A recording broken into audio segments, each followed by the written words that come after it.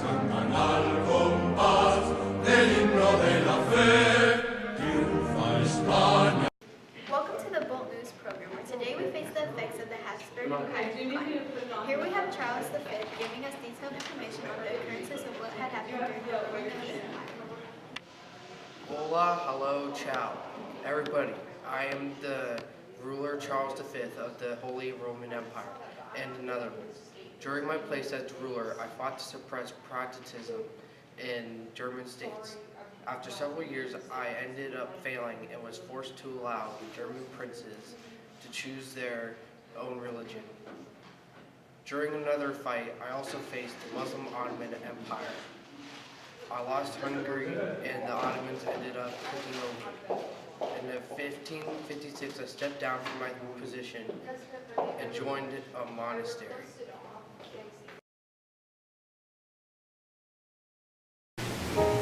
Divine right, a saint granted by God, for the monarch on the go, for the monarch whose crown is heavy throughout. Divine right. Absolute monarch, the responsibility to wear it rests solely on you. Divine right.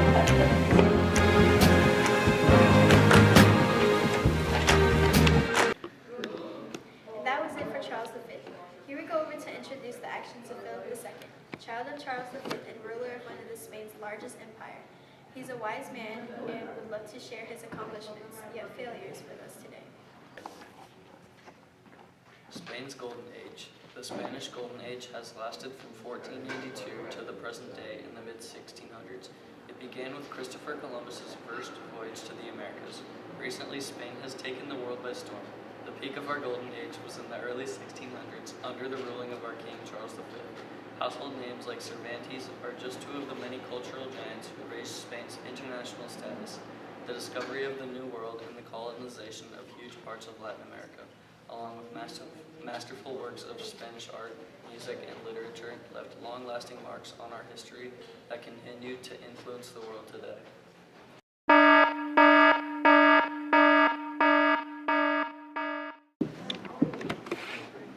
Welcome. We're here in England witnessing the defeat of the Spanish Armada. It looks like the last of the Spanish ships are retreating, so let me tell you about what happened. King Philip II of Spain sent the Spanish Armada to invade England. England's attempt to repel this fleet involved the first naval battles to be fought entirely with heavy guns. The failure of the Spanish enterprise saved England and the Netherlands from possible absorption into the Spanish Empire. Philip had long been contemplating an attempt to restore the Roman Catholic faith to England. Hello everyone, welcome to Channel 5 News. Today we will be giving you the latest news in France. And now here's Elena with more about the war between the Huguenots and the Catholics. Thanks, Macy. Hi, welcome back. Today we will be interviewing Louis XIV and talking about his life as king. So, welcome Louis. We have been very excited to meet you and interview you. Yes, I bet you have been. I am very rich and powerful, so everyone wants to meet me. Should we just get right into the interview? So, let's start at the beginning. When did you become king? Sure. I became king in 1643 when I was 5 years old. Wow, that is a very young age to become king. Okay, moving on. Okay, so you were called the Sun King. Can you explain that, please? I took the sun as the symbol of my absolute power, such as the sun stands in the middle of the solar system. I stand in the center of the nation. That's interesting. Let's talk about some struggles you went through as king. Oh yes, when I first became king, disorder struck in France, an uprising called the Fronde. Nobles, merchants, peasants, and the urban poor each rebelled in order to protest royal power or preserve their own. My arm is starting to hurt. Wow, that is crazy. Thank you for coming to this interview, Louis. We appreciate it. 1, 2, 3.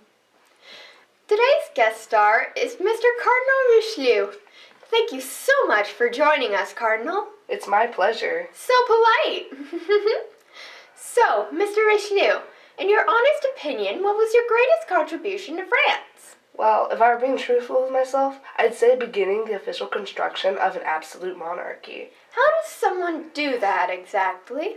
Well, I started out with centralizing France's government and creating an efficient bureaucracy that was loyal to the king. Then I diminished the power of nobility, which established the supremacy of the king's law. Wow, that's so interesting. What was your next step? After that, I made France an established world power by fighting and winning against the royal Habsburg family, who of which controlled the Holy Roman Empire. Finally, I opposed French Protestants and stripped away most of the rights given to them by King Henry IV. All of that combined gives you an absolute monarchy?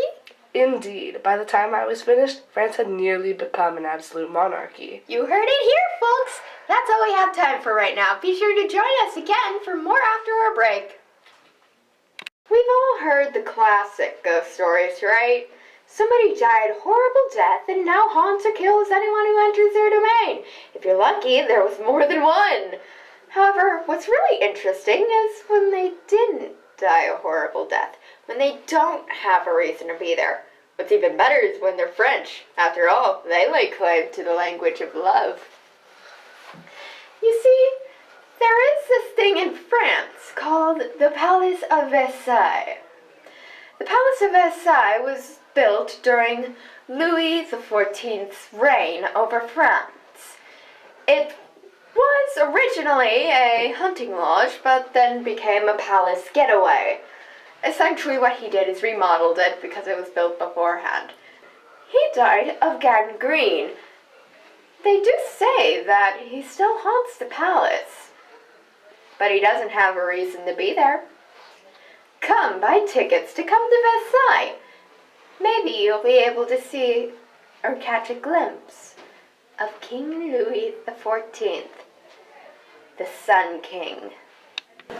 And now let's hear from Garrett about absolutism in France. The middle-class town people paid most of the required taxes. Peasant landholders owed fees and labor dues to the local aristocrats. And the poorest peasants in Western Europe were hired laborers. Slavery was rare in Western Europe, but provided a major labor force on overseas plantations. These taxes went back to the army, which made a bigger army, so France became the world power and trapped their people in a loop of taxes. Welcome back to Good Morning England. Today we will be going on the scene with Julia to interview Oliver Cromwell to get an inside look on armed conflicts over the English Civil War. Today we're meeting with both a supporter of Charles I, a Cavalier, and Oliver Cromwell, a Roundhead. The English Civil War began in 1642 and lasted throughout 1651. The battle presented a major challenge to absolutism. What started this disagreement? Well, the conflict began when I discontinued relations with Parliament when they tried to expand powers to deal with an economic crisis.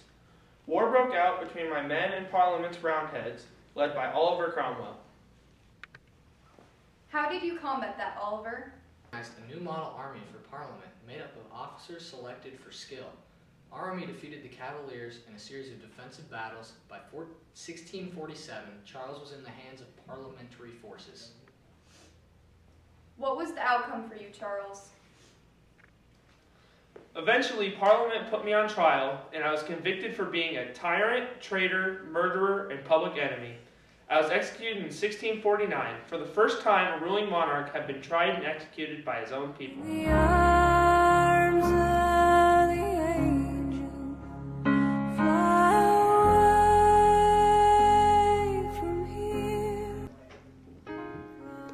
Every day another bishop suffers. They're broken, hurt, and all alone. They have nowhere to go, but no one to love them. For just a low 37 cents a day, you can help a bishop from England survive in the dark and gloomy time. This just in. The English Bill of Rights has been passed by Parliament. This bill now outlines the specific rights that Parliament has. By passing this bill, Parliament now has control over the monarchy of England. This will usher in a new constitutional monarchy, completely changing the entire scope of rulership in England. Following the end of the Glorious Revolution, Britain's government went from a limited monarchy to a constitutional monarchy. In a constitutional monarchy, the government is defined and limited by the law. This change was distinguished by the addition of political parties, the cabinet, and the office of prime minister. The political parties were a powerful force when they first emerged. The two parties were the Tories, who supported broad royal powers, and the Whigs, who backed policies of the Glorious Revolution. The cabinet was formed when the German Prince George I came to power. He spoke no English and had members of parliament help him rule. They called the parliament because of the small room they met in. The prime minister soon came to the head of the cabinet. They were always the leader of the majority in the House of Commons. Welcome back to Channel 4 News. I am your host, Seth Mazzara, with breaking news today. The 30 years of war is finally coming to an end. It started in 1618 and ended in 1648. Although the war did not go on for 30 years straight, it is still great to see it come to an end. Today we have Irie at the signing of Peace of Westphalia. Irie? Thank you, Seth. I am here in Germany today on site at the signing of the series of treaties known as the Peace of Westphalia. It looks like France will come out a clear winner today. They are gaining territory on its Spanish and German frontiers. Habsburg, however, is not as lucky. They are being forced to accept almost total independence of all the princes of the Holy Roman Empire. Yikes. On a more exciting note, Netherlands and the Swiss Federation, which is rumored to be renamed Switzerland, are now gaining recognition as independent states. Yay them. Back to you, Seth. Thanks, Irie. Now to a commercial. Are you having a bad hair day? Is hair lice a problem? Well, come on down to Jeremiah's Hat Shop and get your hats. They're very flattering. And very nice. Even Maria Teresa has it. So come on down. And now we got Israel with an interview with Frederick William II. Thank you, Seth. And now we are going to interview Frederick II. So what kind of effect did your father have on you? I believe he made me tough and ready to take over the army for him. We are known for having the best military. Yes, you are known for having the best army. So can you take us back to the War of the Austrian Succession? Oh, yes, it started in December of 1740. Charles VI of Austria died and did not have any male children to take over him. Did he have any children? He had a daughter named Maria Teresa, but I decided I wanted to take over Austria to strengthen Prussia. So I decided to take the Austrian province of Silesia. This caused Maria Teresa to flee to Hungary to gain more troops with her allies, Great Britain, the Dutch, and Habsburg. I was joined by the French, Swedish, and Spanish troops. We all wanted different pieces of land, and this war went on for a couple of years. In 1748, we made a peace treaty and ended the war. Thank you for talking to us. Back to you, Seth. Now we got Megan with the Personality of the Week. Thanks, Seth. I'm here to talk about the Personality of the Week. This week we have Maria Teresa. She is the daughter of Emperor Charles V. Her father did not have a son, so he worked hard to persuade other European rulers to recognize Maria's right to succeed him. Although when he died, many ignored his request, Maria Teresa was the first woman to rule Habsburg lands. When Frederick II seized power, Maria tried to force him out of Silesia, but it did not work. During the War of Austrian Succession, Maria still managed to save her empire and won the support of most people. Maria goes on to strengthen Habsburg power, mainly improving tax collection, but also more. Maria later on in her life goes on to have a son that will one day succeed her power over the Holy Roman Empire.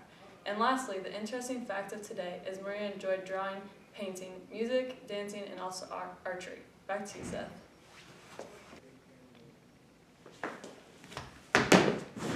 And that's it today, folks. We'll see you next time on Channel 4 News.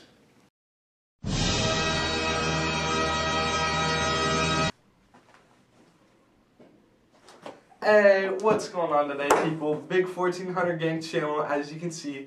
Esh get it, Yerd. Alright, today we're going to be talking about Peter the Great. Peter the Great was the great Caesar of Russia. He was the Russian monarch. He ruled with autocratic power. Autocratic power is when one person has the total power of the people that they govern. One person, alright? He also started to westernize Russia after he spent several months in Europe, 12 to be exact, exploring the different streets throughout it. He realized that Russia was very behind in technology and wanted to build a powerful nation. He started to bring Russia out of the isolated era from Ivan the Terrible's rule over Russia. Alright, now just forget about all that. You don't need this. We don't need none of that, alright? But guess what? Hear me out on this, alright?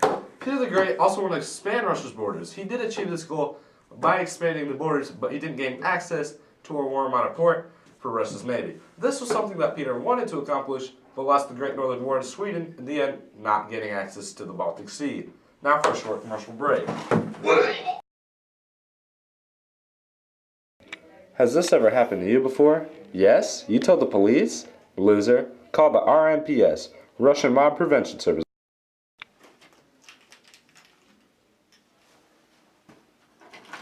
Alright. Back to Hannah. And now, our next guest is the Queen of Russia, Sophie Frederick August von Anhalt-Zerbst-Dornberg, also known as Catherine the Great. Catherine, it's wonderful to have you with us today. Can you tell us about how you came to Russia and became a queen that goes down in history?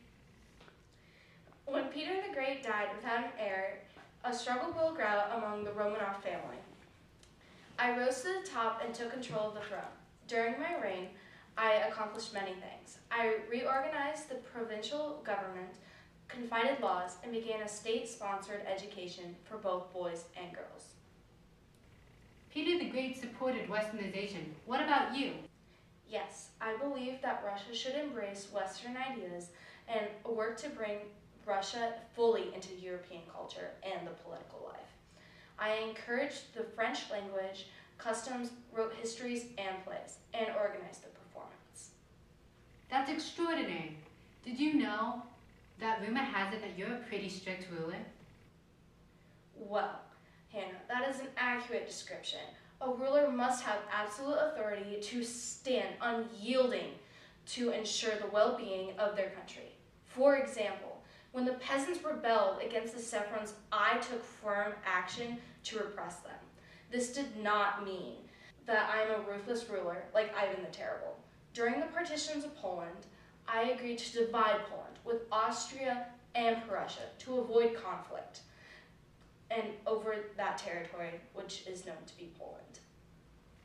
I see. Well, Catherine, thank you for your time. No problem, Hannah. It was great to be here. I don't even know where back to Evan with the weather. The first partitions of Poland was decided on August 5th, 1772. What happened was they saw the removal of the map of one of Europe's largest state at the end of the 18th century. The partitions of Poland happened in 1772, 1793, and 1795. The causes and dynamics of the partitions have been subject of debate in both Polish and European historiography.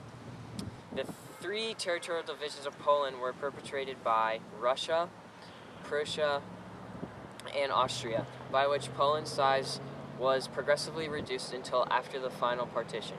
The state of Poland ceased to exist later on. Russia. We out.